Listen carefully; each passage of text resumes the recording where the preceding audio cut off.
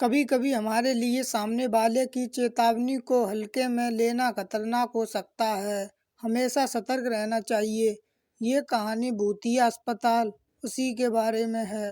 तो चलिए बिना समय को वेस्ट किए भूतिया अस्पताल कहानी को स्टार्ट कर लेते हैं और इस कहानी में जानते हैं कि हमेशा सतर्क क्यों रहना चाहिए। ये कहानी आपकी जिंदगी बदल सकती है। तो आपसे निवेदन है कि कहानी को स्किप ना करें और शुरू से लेकर एंड तक वॉच करें। Thanks for starting the video. विराम नगर में एक मेंटल हॉस्पिटल के बाहर सुबह एक ऑटो आकर थमा। गाड़ी से एक लड़का उतरा जिसका नाम कवि था और वह अस्पताल के गेट की ओर बढ़ने लगा। जब कोई गार्ड नहीं आया तो कवि ने खुद ही गेट खोलकर अंदर जाने का प्रयास किया। जैसे ही गेट खुला एक आदमी ने कवि से पूछा, क्या आप टीवी ठीक करते हैं? कवि ने उत्तर दिया, नहीं। इसके बाद उस आदमी ने खुद ही कवि को जोरदार थप्पड़ मारा और पूछा, तो तुम यहाँ क्यों हो? कवि थोड़ी हैरानी में था। थप्पड़ खाने के बाद उसका सिर चकराया, लेकिन वह खुद को संयमित रखकर कहा कि वह नौकरी के लिए आया है। तब एक डॉक्टर और 4 कंपाउंडर गेट के पास पहुंचे। उन्होंने थप्पड़ खाने वाले आदमी को थप्पड़ लिया। डॉक्टर ने कहा, कंपाउंडर, इसे ले जाकर तैयार करो, मैं जल्दी आता हूँ। जब कंपाउंडर चला गया तो कवि डॉक्टर के पास गया और पूछा, क्या आप बता सकते हैं कि डॉक्टर पाटिल कहाँ मिलेंगे? डॉक्टर ने कहा, मैं ही पाटिल हूँ। तुम जाओ, अपना नौकरी का पत्र दफ्तर में जमा करो और फिर वहाँ से ड्रेस लेकर बगल के केबिन में आओ। कभी थोड़ी देर में कंपाउंडर की वर्दी पहनकर डॉक्टर के केबिन में पहुंचा। डॉक्टर ने बताया कि वह आदमी जिसे कभी गेट पर मिला था वह पागल है। वह कुछ दिनों से यहाँ पर आने वाले लोगों को टीवी ठीक करने वाला समझ रहा है और जब उसको पता चलता है कि वह वास्तव में टीवी ठीक करने वाला नहीं है तो वह उसे थप्पड़ मार देता है। उसके बाद डॉक्टर ने अपने अस्पताल के एक कंपाउंडर कांति को बुलाया और कवि का परिचय करवाने के लिए कहा।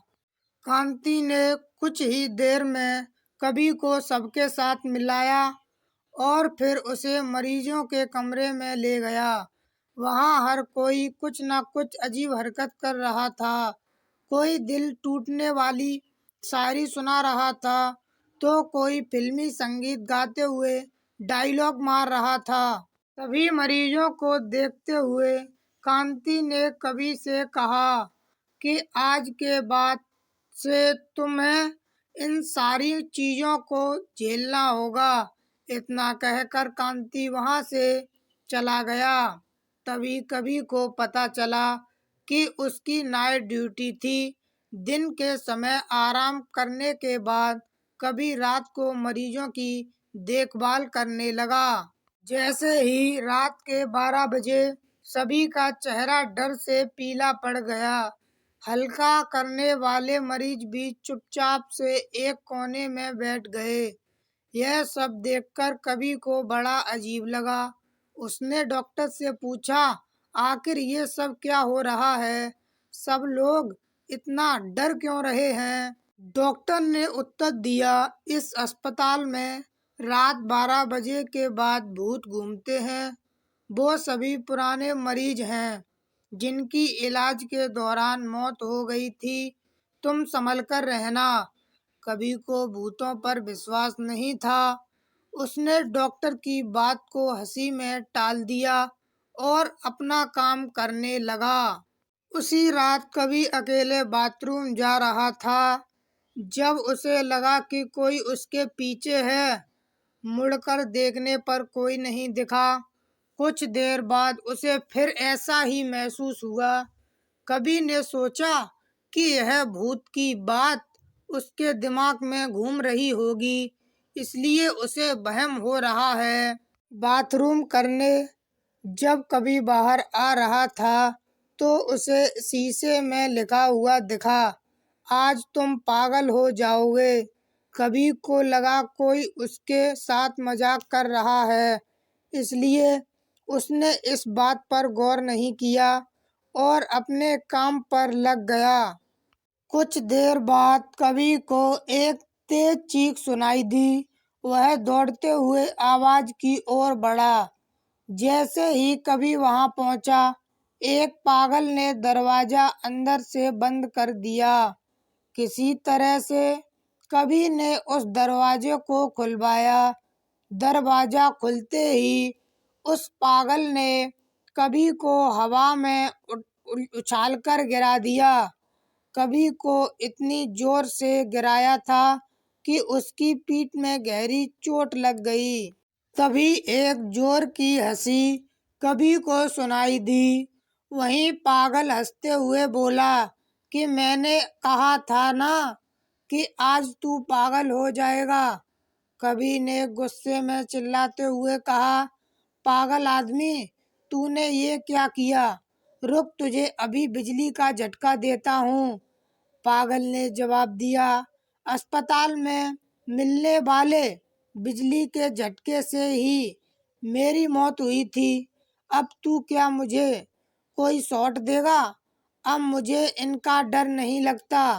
अब मुझे तू शॉट नहीं लगा सकता। इतना कहते ही उस पागल भूत ने रवि को एक हाथ से पकड़ा और दूसरा हाथ स्विच बोर्ड में डाल दिया। इस तरह से कवि को बिजली का इतनी तेज झटका दिया कि उसकी चीखों से पूरा अस्पताल गूंज उठा। कवि की आवाज सुनकर अस्पताल में मौजूद नाइट स्टाफ दौड़ते हुए उस कमरे की तरफ आए। सबको वहां कवि बेहोश हालत में मिला। तुरंत कवि को मरीजों के बेड पर लेटाया। उसी दिन से कवि की दिमागी हालत खराब है। अब कवि अपने आप को उस अस्पताल का डॉक्टर समझने लगा है। अपनी पागल स्थिति और डॉक्टर बनने के वहम के चलते कवि ने ब्लड से आज तक कई लोगों का पेट फाड़ दिया है। हर रात उस भूतिया अस्पताल से कवि की तरह ही चीखने की आवाज आती रहती है।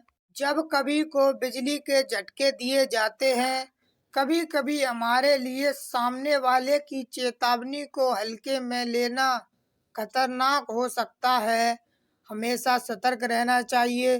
थोड़ी सी भी सावधानी हटने पर भयानक दुर्घटना घट सकती है।